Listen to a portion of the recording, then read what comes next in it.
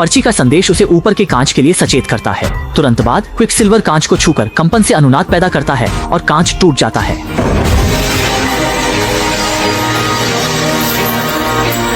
लेकिन यह हरकत जल्दी ही अलार्म बजने का कारण बन जाती है। मैग्नेटो ऊपर कूदकर क्विकसिल्वर को बताता है कि सामने का मुख्य दरवाजा 3 सेकंड बाद अपने आप खुल जाएगा और तब कई जेल प्रहरी यहाँ आकर गोलियां चलाएंगे। लेकिन क्विकसिल्वर कहता है कि वह तो इसी पल का इंतजार कर रहा था। इसके बाद वह अपने हाथ से मैग्नेटो की गर्दन को थामता है और जैसे ही दरवाजा खुलता है वह तेजी से बाहर की ओर भाग जाता है। लिफ्ट में घुसते ही मैग्नेटो की तबीयत बिगड़ने लगी और क्विकसिल्वर ने तुरंत कपड़े बदल ली। दरवाजा खुलते ही सामने प्रोफेसर एक्स थे, जिन्होंने देखते ही मैग्नेटो को घूंसा जड़जाच दिया। प्रोफेसर भी मजबूरी में जेल तोड़ने आया था। तभी कई गार्ड्स बंदूकें ताने पीछे आ गए। मैग्नेटो के हमले से पहले ही समय धीमा हो गया। क्विकसिल्वर हेडफोन चश्मा पहन अपनी परफॉर्मेंस शुरू करने लगा।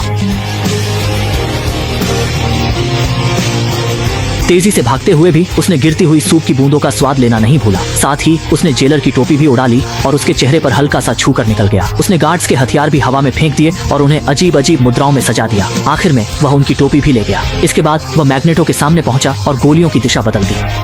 नहीं,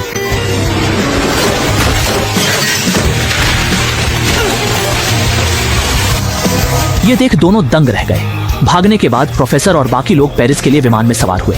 विमान में वुल्वरिन ने मैग्नेटो को बताया कि प्रोफेसर ने उसे ही भेजा है। हालांकि अगले 50 सालों तक वुल्वरिन ने उसे मारने की कोशिश की थी, लेकिन वे सभी तब तक जीवित बचे रहे जब तक सेंटिनल्स नहीं आ गए और उनके आने के बाद वे फिर से एक साथ खड़े होने के लिए मजबूर हो गए। उसी रात मिस्टिक ने एक बार में एक वियतनामी अधिकारी को बहला फुसलाकर होटल ले गई और फिर केवल एक पैर से ही उसकी जान ले ली। उसका मकसद था अधिकारी का रूप धारण कर अगले दिन होने वाली सैन्य बैठक में घुसपैठ करना। दिन में वैज्ञानिक ट्रास्को ने सैन्य बैठक में सभी को म्यूटेंट्स के खिलाफ विकसित किए गए उन्नत हथियार दिखाए, जो कि सेंटिनल्स का शुरुआती संस्करण था। जैसे ही हाथ में मौजूद स्विच दबाया जाता है, ये म्यूटेंट्स की लोकेशन को सटीकता से पता लगा सकता है। जब उसने आत्मविश्वास के साथ स्विच दबाया तो उसके हाथ में मौजूद उपकरण अचानक लाल बत्ती दिखाने लगा, जिसका मतलब था कि मीटिंग रूम में कोई म्यूटेंट मौजूद है। इसके तुरंत बाद उसने मशीन को एक अधिकारी के सामने रोक दिया और सभी सिग्नल लाइट्स जल उठी। ये साफ था कि ये मिस्टिक का रूप था। शुरुआत में उसने बहाना बनाने की कोशिश की और कहा कि शायद मशीन में कोई खराबी है, लेकिन ट्रास्क ने कहा कि मशीन में कोई गलती नहीं हो सकती। अब उसकी असलियत उजागर होने ही वाली थी। मिस्टिक ने फैसला किया कि अब वह अपनी असली शक्ल में आकर वहां मौजूद गार्ड्स को गिरा देगी।